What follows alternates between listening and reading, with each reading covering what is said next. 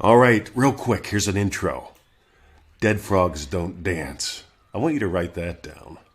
And then I want you to listen, because back in high school, well, there were two things I missed out on. You're going to hear me talk about missing out on dissecting the frog in year 7.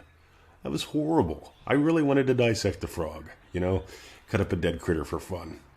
Learn something. Learn about something. Meanwhile, back in school, I went to school with a fellow, we called him Dan the Man. Dan the Man was like Napoleon Dynamite. Right? He was a bit geeky, a bit weird. And Dan the Man danced like a frog. And the funny thing is, he got out on the dance floor and just let loose. And the chicks loved it. The guys loved it. Everybody danced with Dan the Man because he was dancing. He didn't stay on the sidelines. Right? He dove in and danced. Dan the Man. So you get a choice. Be Dan the Man, or remember, dead frogs don't dance. That frog I could have dissected in year 7, it didn't dance no more. It stunk. I could have learned about life from it, but I learned a lot more from Dan the Man. Okay, dive in. See ya. All right. This is going to blow your mind. I want you to write this down. Dissecting and dancing are not the same thing. I know it seems obvious, doesn't it? I mean, I remember I was so upset I missed out on dissecting the frog in 7th grade because I was sick.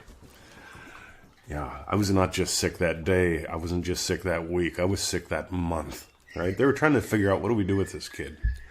Because I grew up a sickly kid. I was always sick. They called me an allergy kid. I was born 3 months early. I got picked on by everyone in school, even kids 3-4 years younger than me. And that was till I had enough. But I got to tell you, I was so upset when I missed dissecting the frog in 7th grade. Because I wanted to take it apart. I wanted to see how it ticked. I thought it'd be so cool. I wanted to be a scientist. And I still am, but I'm not that kind of scientist. But meanwhile, dancing is not the same as dissecting. And if you try to dissect how this works, if you try to dissect manifestingmasterycourse.com, if you try to dissect even the freebies, if you try to dissect Dream Driven Day, you're going to have a dissected day. Now here's the difference, right? So I want you to notice these are states. These are states. See, there's the state that we could call the dance floor. Right, the playground. And you know what you do when you're on the dance floor, when you're in the playground? You dance and you play. You get to know the other kids. You may fall down and get a boo-boo once in a while. But you have this thing, it's honest to God, called fun. I want you to notice, do you have enough of that in every day? Yes or no? All right, where could you have more? I'm a big fan of more fun. But meanwhile, let's talk about war zone. Right, see, in a war zone, you've really got like two kind of players there, right? Number one, those who are at war. They're just at war, right? Let's face it, you know what war feels like. Enough said. The second one, and this is the tricky one, you have the reporters. Hello, I'm Wolf Blitzer from CNN, reporting to you on the war. Things are going, people are dying, things are happening. There are loud noises all around me. And by the way, I'm not minimizing war. I'm maximizing play. Because here's what I want you to notice. Honest to God, where are you living at? Some people are in war, and it's all emotional, and it's overwhelming, and they've got strong positions. Me too, right? And there's all these problems, and I don't want to go out, I don't want to stay in. Right? That's part of the war zone. On the other hand, remember, the sneaky part of the war zone has the reporters there. They can talk for hours about something that took seconds. They can talk about, for years, things that took minutes. They could write books about that one little tiny snip of time. Not a fan of that either. Both of those are just ways to not be in the playground. So you got a war zone. You can be a warrior. You could be a reporter. On the other hand, you could come to the dance floor, the playground, and you could play with me. You could play with Victoria. You could play with the other kids in Dream Driven Day if you want to. God, I just got off of a lovely call yesterday with Sabina, who was in the August Dream Driven Day. I got to tell you, gang, this changes lives. This is where we find family. And I mention this obviously as a crass commercial, right? We've got 2 flagship programs, ManifestingMasteryCourse.com and DreamDrivenDay.com. We've got a lot of other things too. But I want you to have the experiences to change your experiences. I want you to join us on the dance floor. I want you to come play with us in the playground of life.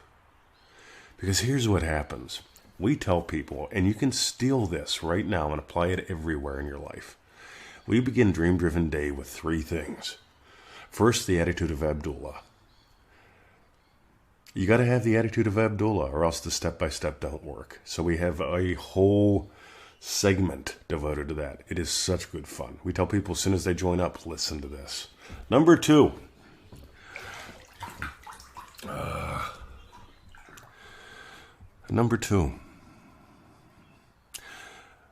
We call it the guaranteed win method. You can find that out on our YouTube channel, feelitrealfun.com. I'll put up links to it everywhere. If you can't find it, let me know. The guaranteed win method is this. I want you right now, before you do your Dream Driven Day lesson, or your Manifesting Mastery course lesson, or the next podcast episode you listen to, I want you to imagine having gotten gold from what you're about to listen to. I'm talking life-changing gold. Because here's what happens. A lot of people hope they find something that could be useful this time. That's a state. That's an imaginal experience. Some people imagine pontificating for 4 hours about a 4-minute episode that I did. That's weird. And on the other hand, there are those that go, right, actionable gold. We share in Dream Driven Day another thing. One thing. Just grab one thing from today's lesson and run with it. Just one thing. Just one thing. And run with it. If you try to squeeze every drop out of a lesson, it's a lot rougher on you. If you just take one thing and run with it, I promise you, if you pick just one thing, you'll have 2 or 3 more things from each lesson. Tag along for fun. But if you work at getting every drop out of every sentence, every comma, every pause out of every lesson, that takes you back to the war zone. I'm not a fan of the war zone. So you got a couple choices today. Ready? Number 1. I want you to notice. Dissecting is not the same as dancing. I'm inviting you to a dance. DreamDrivenDay.com. 30 days of play. 30 people, private Facebook group, 3 group calls. Imagine the fun, the fellowship, the shifts. Coral's in it for, I think, the 6th time. Somebody else just said they might join. It'll be their 4th. Another person that joined up for their 2nd. Obviously, it doesn't work if they keep coming back. Right? They need to keep doing it to get a result. Here's what I find. Just the opposite. They get so much from it, they come back for more. Because it's never the same course twice, because you're never the same person twice. Meanwhile, that's DreamDrivenDay.com. If you're just getting started with us, and you're not sure 30 days of play would be fun, ManifestingMasteryCourse.com. It's that tiny little one that gives you, in about 15 minutes total, listening, reading, play in a day. God, you read a couple short paragraphs, listening to a little short recording, go play with an exercise for a few minutes. At the end of 30 days, I just got a message from Sarah. I just asked if we can share it. She hasn't got back to me yet. It's cool, guys. A little bit of play goes a long way. There's a massive difference between dissecting and dancing. I'm going to invite you to the dance. Guess what? It's not safe. A lot of people will never get on the dance floor. They're afraid of catching the loogie. A lot of people will never get on the dance floor. They're afraid of being seen as silly. A lot of people will never give life to their dreams because they're afraid of rejection. Here's the thing. Only you can reject you. Only you can put you in a war zone. Only you can make you that reporter that talks about things for so long, so many times, about so many things that's could have. I'm inviting you to the dance. You are listening to Mr. 2020 coming to you live from Melbourne, Australia. It is Sunday morning here. God, I can't wait to go to the markets and get Victoria some yummies.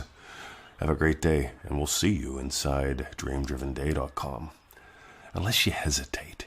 Some people, they'll hesitate for years. They'll go back and forth, yes or no, good or bad. Does it really work? Did he make up all those things? Does he change his voice and be all 30 people? See, most of the calls have about 20 people on them. And I'll tell you what, I pretend to be 20 different people in one call. I even pretend to be Victoria. You know how ridiculous being at war is? Join us in the dance. See ya. By the way, I had somebody say, how do I know you're not making up these thousands of success stories on Facebook? Oh my God, could you imagine living inside of that commentary? War